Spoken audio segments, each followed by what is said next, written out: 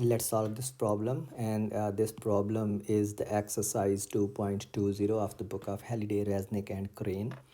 And the statement of the problem is a particle is moving in the xy plane with velocity v of t equals vx of t I unit vector plus vy of t j unit vector, and acceleration is a of t equals ax of t I unit vector plus ay of t j unit vector.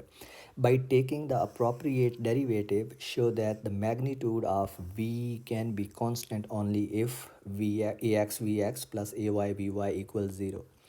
तो सबसे पहले तो हम ये देख सकते हैं कि पार्टिकल जो है वो वाकई एक्स वाई प्लेन में मूव कर रहा है, क्योंकि अगर हम वेलोसिटी और एक्सेलरेशन के कंपोनेंट्स पे को देखें तो वो सिर्फ एक्स और वाई कंपोनेंट है, तो इसका मतलब है वो 2 डायमेंशनल प्लेन में मूव कर रहा है पार्टिकल। अब क्वेश्चन को सॉल्व करने का हिंट ये है कि by taking the appropriate derivative show that the magnitude of v is constant only if this condition is satisfied. तो हमने क्या करना है, हमें हिंट ये दिया हुआ है कि आपने अप्रोप्रिएट डेरिवेटिव लेना है, मतलब ये हमने खुद फैसला करना है कि हम डेरिवेटिव किस चीज़ का लेंगे।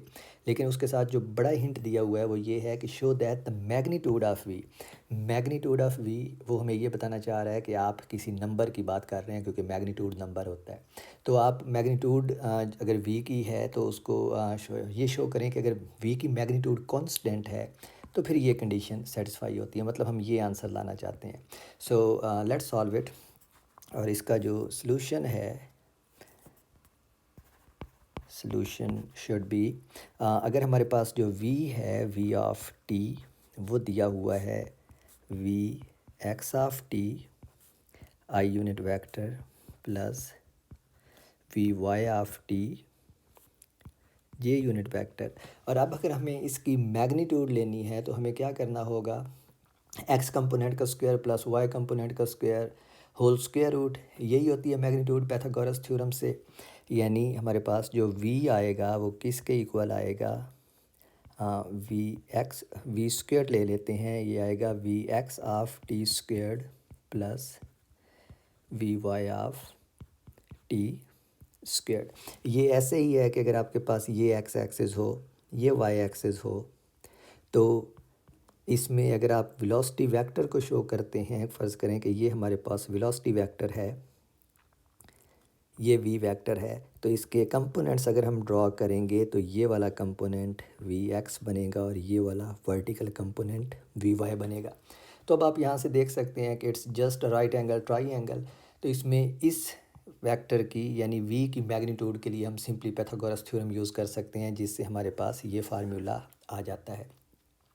अब हम डेरिवेटिव लेते हैं इसका, और इसका अगर टाइम डेरिवेटिव लें तो ये लेफ़्ट साइड बनेगा d/dt of v squared. Let me actually use white for the previous expression. तो ये बन जाएगा v squared equals d/dt of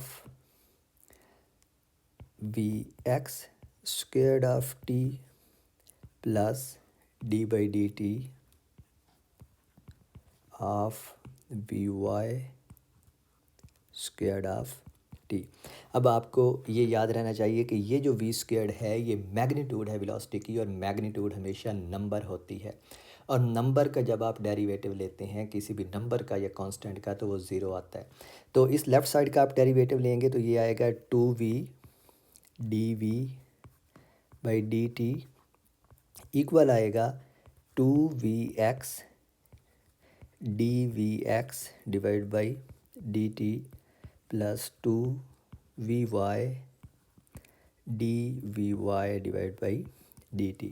अब मैंने आपको बताया कि ये वाली जो वेलोसिटी है ये नंबर है, और किसी भी नंबर का डेरिवेटिव जो है वो ज़ीरो आता है, क्योंकि नंबर कांस्टेंट है। तो हमारे पास जो लेफ़्ट हैंड साइड है वो आ जाएगी ज़ीरो।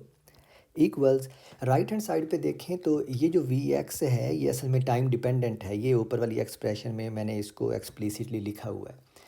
तो इसका मतलब है कि ये जो d v x by d t है ये एक्सेलरेशन का एक्स कंपोनेंट है, जो यहाँ पे हमें ये दिया हुआ है। तो ये बन जाएगा 2vx ax जो कि एक्सेलरेशन का एक्स कंपोनेंट है प्लस 2vy ay, और ये वाली जो टर्म है ये हमारे पास एक्सेलरेशन का y कंपोनेंट है। और अगर मैं राइट हैंड साइड से 2 कॉमन ले लूँ तो ये बनेगा 0 equals 2 times v x a x plus v y a y equals 0 जो ऊपर लिखा हुआ है। तो अब इस एक्सप्रेशन का मतलब ये है कि या तो हमारे पास ये 2 ज़ीरो के बराबर है या फिर ये टर्म 0 के बराबर है, क्योंकि दो टर्म्स का प्रोडक्ट 0 के बराबर है। अब हमें पता है कि नंबर 2 जो है वो तो 0 होता नहीं है, वो तो एक नंबर है, तो इसका मतलब है लाजमी तौर पे जो ये वाली टर्म है वो 0 के बराबर होगी। तो यहाँ से हमारे पास रिज़ल्ट आता है v x a x plus v y a y equals 0। और बिल्कुल यही वाली कंडीशन तो थी जो हमने प्रॉब्लम में प्रूफ करनी थी यहाँ पे, ठीक है। और ये कंडीशन किस सूरत में हमने प्रूफ की है कि अगर वेलोसिटी की मैग्नीट्यूड जो है ये कांस्टेंट हो तो फिर ये वाली कंडीशन जो है ये सेटिस्फाई करती है एक ऐसे पार्टिकल के लिए जो 2 डायमेंशनल प्लेन में घूम रहा हो।